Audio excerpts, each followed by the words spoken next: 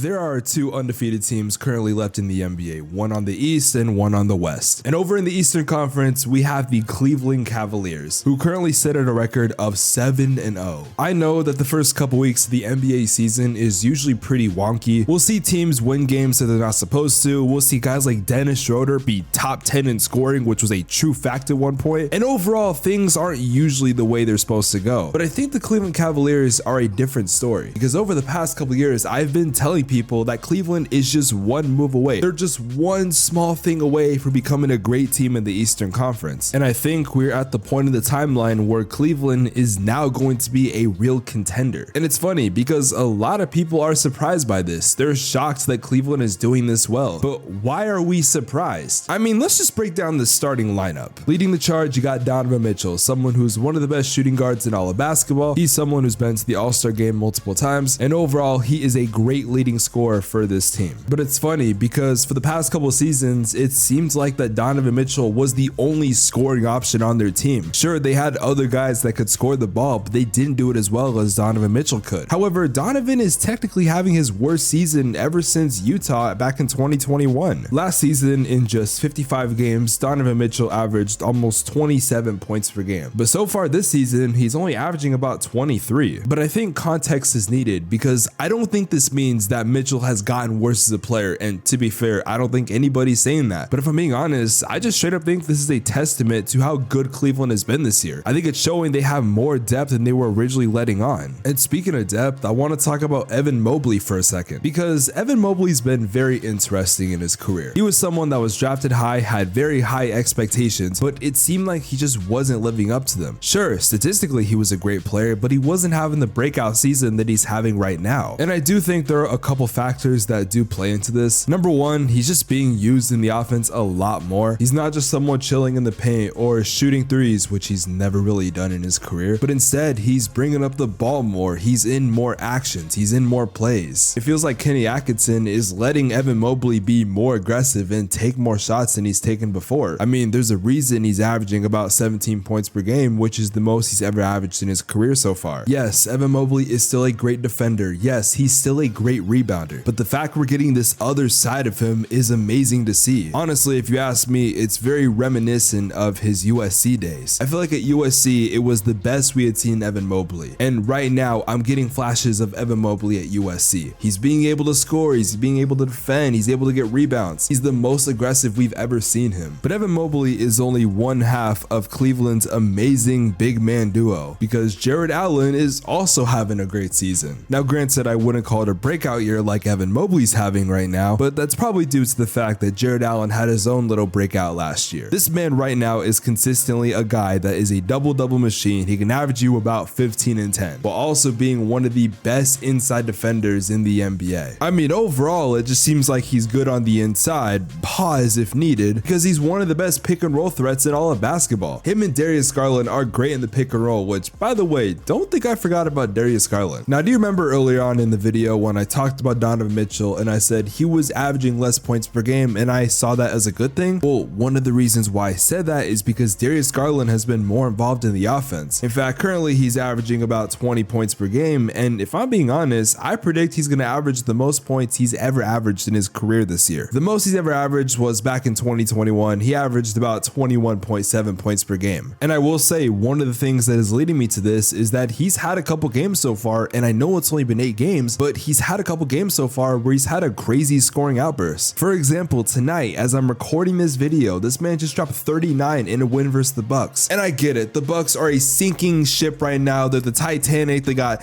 Dumb and Dumber featuring Darvin Ham and Doc Rivers, and yes, I stole that joke from a Rusty Buckets thumbnail. Oh my god.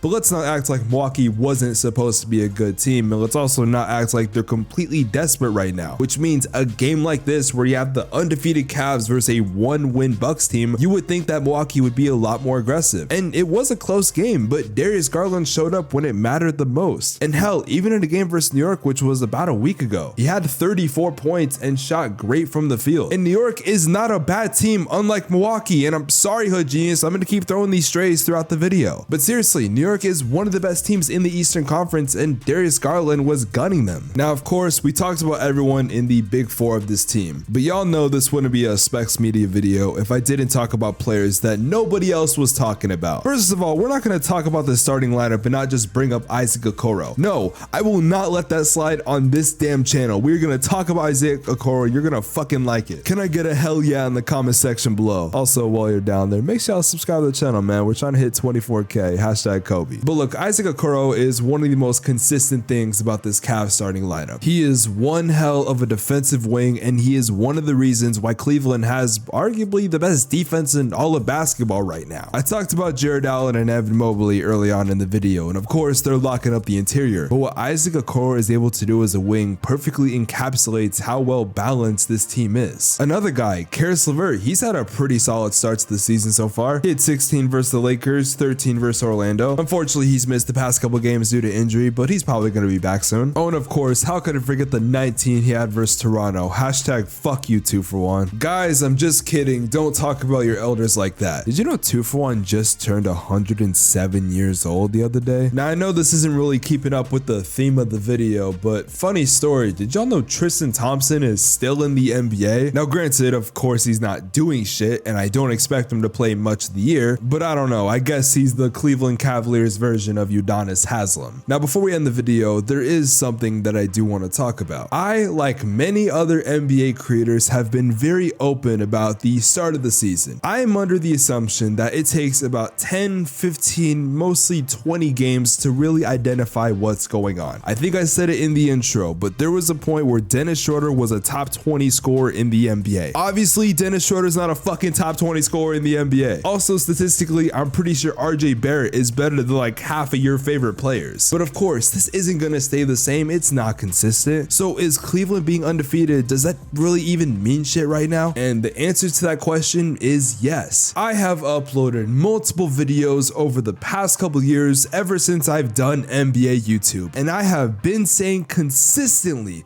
that I think Cleveland is just one move away, that I believe in this team. And now it is finally starting to come to light, so no, I'm not surprised, and no, I'm not just saying something to fit a narrative for a video, because honestly, it's starting to be more popular to talk about the Cavs. But I've been standing on business, and I'm gonna continue to do that with this team. But I will say that in about 2 weeks, we're gonna get Cleveland and Boston. And trust me when I say, if Cleveland beats Boston, which by the way, it's in an NBA Cup group qualifier game, but if Cleveland is able to win, you're not gonna hear me shut the fuck up about this team. Because unfortunately, Milwaukee has let me down. So Cleveland, I'm putting all my money on you. Just kidding, kids. Don't gamble, drink responsible, don't drink. I'm not even 21. I can't even say that. But subscribe to Spex Media, leave a like on the video, do all that fun stuff. I'm gonna see you guys next video.